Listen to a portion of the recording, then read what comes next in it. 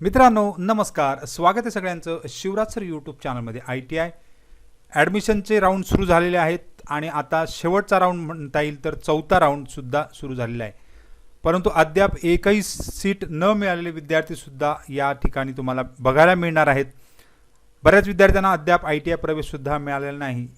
जरी मार्क्स असले तरी काही त्यांनी भरलेले ऑप्शन्समधली चूक किंवा मार्कची टक्केवारीसुद्धा याला कारणीभूत आहे। तर आता पुढे काय करायचं आहे, ITI राऊंड संपले का असे बरेच जण विचारत आहेत। तर या व्हिडिओमध्ये आपण बघणार आहोत तर पुढे कोणकोणत्या ॲडमिशनच्या प्रोसेस असणार आहेत आणि बी पॉझिटिव्ह राहायचं आहे, कारण तुम्हाला प्रत्येकाला ॲडमिशन हे मिळणारच आहे।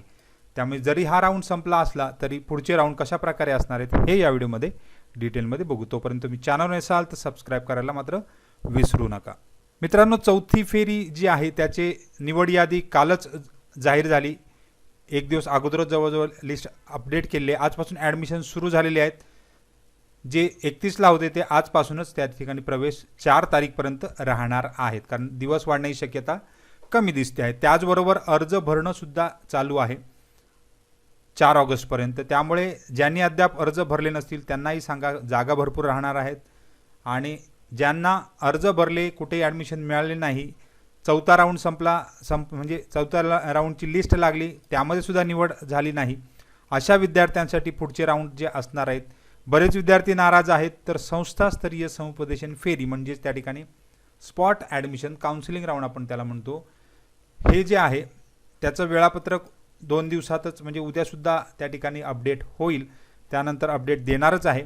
तर त्या वेळापत्रकानुसार पुढच्या राऊंड चालू असणार आहेत। त्यामुळे घाबरून न जाता पुढच्या राऊंडसाठी तयारी करायची आहे। आता यामध्ये संस्थास्तरीय राऊंड जे असतात त्याचे स्पॉट ॲडमिशन आपण त्याला म्हणतो, त्याच्यात हजेरी लावायची कशी याच्याबद्दल व्हिडिओ मी लिंक खाली डिस्क्रिप्शनमध्ये देत आहे। त्यानंतर आपल्या या वर्षीच्या ॲडमिशन, आता ही गेल्या वर्षीचा व्हिडिओ आहे त्यामुळे त्याच्यात थोडासा बदल असणार आहे, परंतु मार्क अटेंडन्स कसं करायचं, हजेरी कशी लावायची, ऑनलाईन लावायची आहे, त्यामुळे ते थोडंसं माहिती असणं गरजेचं आहे। कारण तारीख जरी तुम्हाला चुकली, एक ठराविक तारीख दिलेली असते, ती जरी तारीख चुकली तर त्या ठिकाणी तुम्हाला ॲडमिशनमध्ये त्या राऊंडमध्ये भाग घेता येणार नाही। त्यामुळे सदर व्हिडिओ बघून घ्या, त्याचबरोबर अपडेट राहा, कारण आता तुम्हाला ॲडमिशनसाठी थोडंसं कंटिन्यू अपडेट राहणं गरजेचं आहे। त्यानंतर पुढचे जे राऊंड असणारच जे आहेत ते कसे म्हणू, तर त्या ठिकाणी पाचवा राऊंड हा काउन्सिलिंग राऊंड असतो, त्याला आपण दुसरं म्हणजे स्पॉट ॲडमिशनसुद्धा असं म्हणतात बरेच जण। आणि हा राऊंड मात्र सर्वात मोठा राऊंड, म्हणजे जास्तीत जास्त ॲडमिशन 30 ते 40% ॲडमिशनसुद्धा या राऊंडला भरले जातात। जेवढे विद्यार्थी मार्क अटेंडन्स करतात त्या सर्वांना प्रवेश मिळतोच। त्यामुळे या राऊंडच्या तयारीला लागा, तारीख लवकरच तुम्हाला 2च दिवसात समजणार आहे। मोठी संधी आहे आणि जर अपडेट हवे असेल तर सबस्क्राईब करा, म्हणजे तुम्हाला नेहमी सदर अपडेट होत राहणार आहेत। आता 5वा राऊंडसुद्धा बरेच जणांना ॲडमिशन मिळत नाही, कारण त्या ठिकाणी त्यांना पसंतीचा ट्रेड नसतो, पण पुढचे फेज लगेच सुरू होतात। ते सुद्धा एक 2-4 दिवसाच्या गॅपनंतर पुढचे म्हणजे 6वा राऊंड, 7वा राऊंड, 8वा राऊंड असे डेलीचे राऊंड, म्हणजे त्याला आपण वॉक इन ITI राऊंड असंही म्हणू।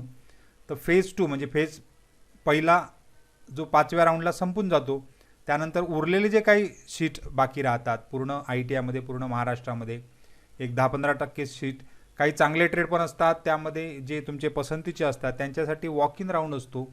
रोज सकाळी 10 ते 1 यामध्ये ITIमध्ये हजर राहायचं आहे आणि व्हेकंट सीटच्या याच्यावर मार्क अटेंडन्स करून म्हणजे प्रत्यक्ष हजर राहावं लागतं।